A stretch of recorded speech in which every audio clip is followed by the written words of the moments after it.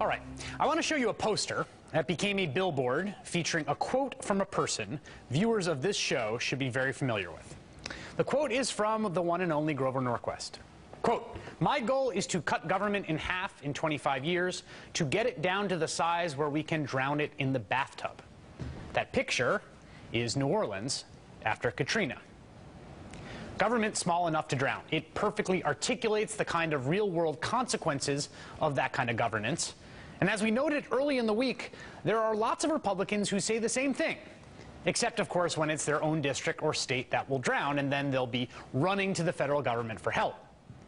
Thankfully, in a sea of hypocrites, there is always the last honest man, unafraid to hold to his most extreme views, even in the most extreme circumstances. Congressman Ron Paul. I live on the Gulf Coast. We put up with hurricanes all the time. I have Galveston in my district, and FEMA is only about 30 or 40 years old. I don't know exactly how old.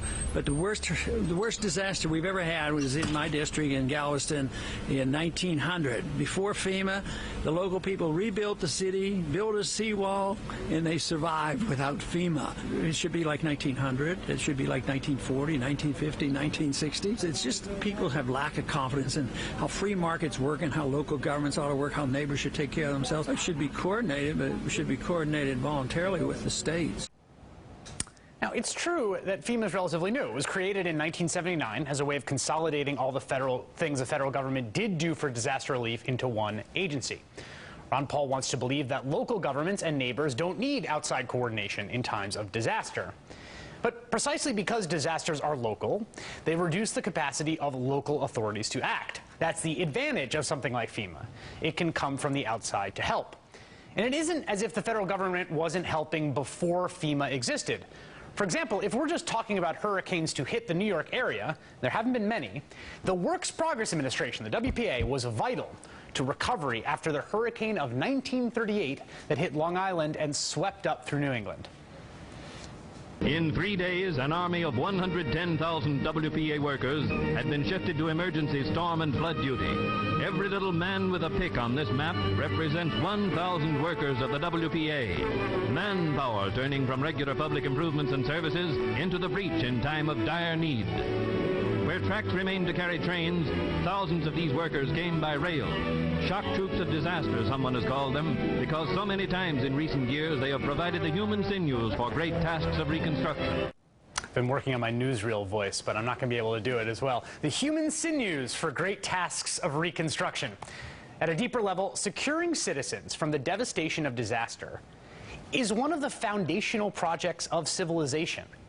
It's a central element of the social contract that doesn't just bind citizens of a state to others in that state. It binds people in the United States to other people in the United States. Paul's comments are less about the role of government than what each of us owe to each other across the expanse of a country that occupies much of a continent. Joining me now is Maggie Haberman of Politico.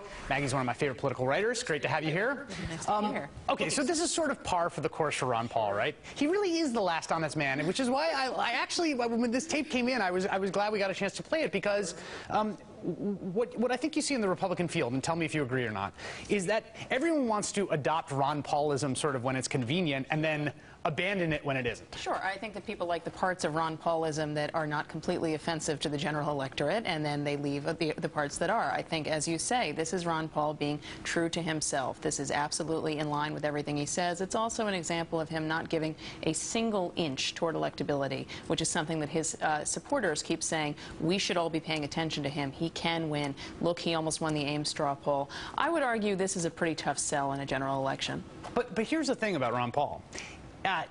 Even if he has no closer to electability, he has wrenched, I think, there's a very persuasive case to be made that he has exerted a kind of gravitational pull over the course of these runs on the entire field, so that everyone, when you saw Rick Perry talking about Ben Bernanke printing money, and then he was going to treat him pretty ugly. Indeed, indeed. Right? I think you are absolutely right. His supporters make that point. I think it's a valid point. I don't think it's just Ron Paul. I think that the party was heading in a certain direction. I think he epitomized recognizes it. I think that he has helped pull it in a certain way. I think, as you say, this is not a practical solution. I think that when you go back to Katrina, as we discussed, as you discussed earlier, people wanted the federal government to come in. People wanted the federal government to come help. The denouncement of the Bush administration was they didn't do enough. Right. So this does become when it is convenient. And so while what he is saying is certainly true in its most distilled form, it's not necessarily right. Speaking of someone who has to sort of actually think more about the political consequences, Eric Cantor. The district was the epicenter of Monday's earthquake, and he is now on this kick where they have to offset any of the disaster spending has to be offset in cuts everywhere else. How do you think that manages to sort of square this circle? It's a very difficult situation that he is now in. It is very, very hard to actually do a practical reality on this. How it squares is going to be, I think, with the usual sort of budget magic that we see. I suspect he is going to be fighting, as you say, very hard to make sure his district is perfectly preserved. And finally, the president coming home from his vacation, which seemed to me like probably the right... That was quite interesting, yes. Yeah. Why did you think it was quite interesting? Well, I thought it was interesting because he has generally strayed from doing that kind of thing. Right. I think this is the first time we've seen him really get in there and say, you know what, this is something I have to come back for. I think the visual of him up in Martha's Vineyard, and frankly, it was not practical. That is also in the zone in terms of what's going to be hit. Right. So, but I think that it was a real indication that these repeated looks at what he is doing and the claims that he is disconnected from what's happening with his country and what is going on with what people are experiencing are taking effect. You think are taking effect in the minds of the public, or you mean taking effect in the minds of the people around him? I think both. I mean, I think it certainly took effect in the minds of the public a while ago, looking at his poll numbers and what they indicate. I think his folks are starting to see that and respond. Maggie Haberman from the Politico, thanks so much. Stay dry this weekend here. Do my best, and you? In Zone C, I hope. That's right. Coming up.